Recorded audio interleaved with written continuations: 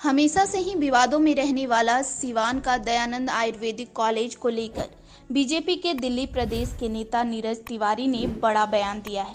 नीरज तिवारी ने कहा है कि 29 छात्रों का गलत ढंग से नामांकन सहित अन्य कई मामलों में 20 घंटे तक चले जांच के बाद जांच कमेटी द्वारा इस बात का मानना कि प्रिंसिपल प्रजापति त्रिपाठी सहित अन्य कुछ लोग भी दोषी पाए गए हैं और सभी दोषियों पर कार्रवाई की बात स्वीकारने के बाद भी दोषियों पर कार्रवाई न हो पाना ये काफी दुर्भाग्यपूर्ण है। उन्होंने कहा है कि बीजेपी जीरो टॉलरेंस पॉलिसी पर काम करती है और इस मामले में भी दोषियों को बख्शा नहीं जाएगा।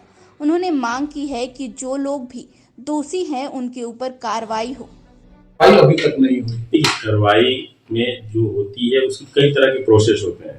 अगर जांच कमेटी जो बनी थी सरकार की उसकी जांच हुई है, पहले भारतीय जनता पार्टी की सरकार थी बिहार में, आज भारतीय जनता पार्टी की सरकार नहीं हो सकता है कि आज के डेट में जो सरकार हो उसको दबा रही हो, लेकिन कब तक दबाएगी? अगर जांच कमेटी ने माननीय हमारे राज्यपाल महोदय की रिपोर्ट में आया है और जांच में पाया गया है तो अभी सरकार बदली है, तो जो सरकार है उसको दबा रही होगी। जो आप सवाल कर रहे हैं कि जुगाड़ या जिस संसाधन के, तो लेकिन दबा नहीं पाएंगे वो। लेकिन सर यही सवाल उठता है ना कि जब जो जांच करने वाली टीम आई हुई थी उस टीम ने मीडिया के सामने एक्सेप्ट किया कि भ्रष्टाचार हुई है और सभी ने कहीं ना कहीं मौन रख करके इसका समर्थन किया है। सरकार बीजेपी की उस वक्त भी थी, लेकिन जब दबाव रहता तो बीजेपी सरकार इसको उठाती है मुद्दे को, फिर बीजेपी सरकार अभी मुद्दे को क्यों नहीं उठा पा रही है जबकि उसके राज्यपाल की बात है ये।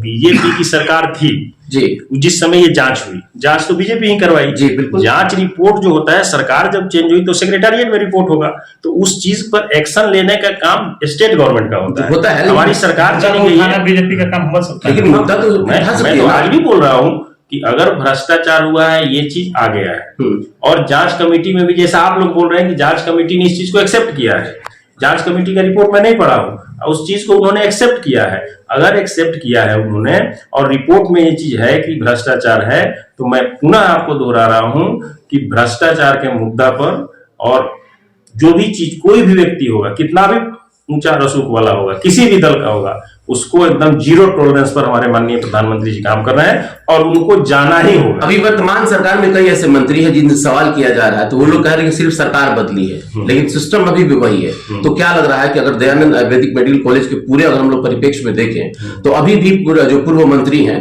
जो भाजपा से थे, क्या अभी भी उनका दबदबा वहां पे कायम है कि वैसे सारा रिलीज नहीं हो पा रहा है? देखिए, अगर वो कोई जो मंत्री रहा है और ये बोल रहा है कि सरकार बदली है और सिस्टम मेरा है, तो ये बहुत बड़ा गैर जिम्मेवारी वाला बयान है।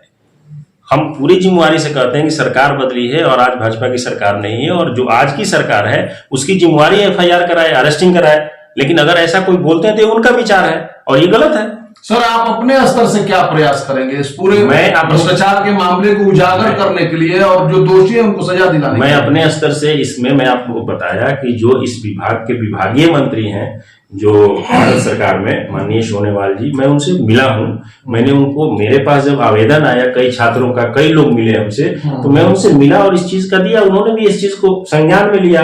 और इस सिवान तो घर ही है तो आना जाना रहता है हमारा, और सिवान से मतलब सामाजिक रूप से और राजनीतिक रूप से भी मैं हमेशा सक्रिय रहता हूँ। दिल्ली या लंदन कहीं भी आदमी चला जाए तो अपना गृह जिला और गाँव नहीं भूलना चाहिए, हम संदेश बाहर भी देते हैं। और मेन आयोजन यहाँ एक कथा चल रहा है, उसमें भी सम्मिलित होने की इच्छा थी। मैं लखनऊ था, लखनऊ से सुल्तानपुर में कार्यक्रम करके हम लोग आए हैं और यहाँ जग भी हो रहा है, तो इस सिलसिले में उसके पहले पूर्व संध्या पर हम आए हैं। आज जो कथा चल रहा है गांधी मैदान सिवान में, उसमें राजन जी जो राम कथावाचक हैं उसमें सम्मिलित होना है, इसीलिए आए हैं कि सभी लोगों से भेंट मुलाकात हो।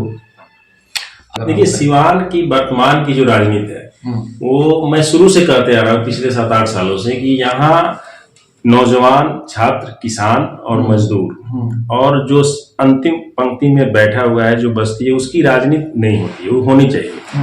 यहाँ पर आप देख लीजिए कि नौजवानों के लिए कोई बहुत बड़ा बदलाव नहीं किया जा रहा है, छात्रों के लिए एजुकेशनल चीज जो है, सिवान का जो पहचान होना चाहिए राजेंद्र प्रसाद से है। राजेंद्र प्रसाद एक विश्व लेवल के एकेडमिक व्यक्ति थे, अब सिवान की पहचान उससे होना चाहिए। सिवान का पहचान हमारा सबसे अच्छा फूड है सत्तू, उससे होना चाहिए कि पूरे अभी रिसर्च आया है कि सत्तू एक पौष्टिक आहार है और सिवान सत्तू के लिए भी फेमस है।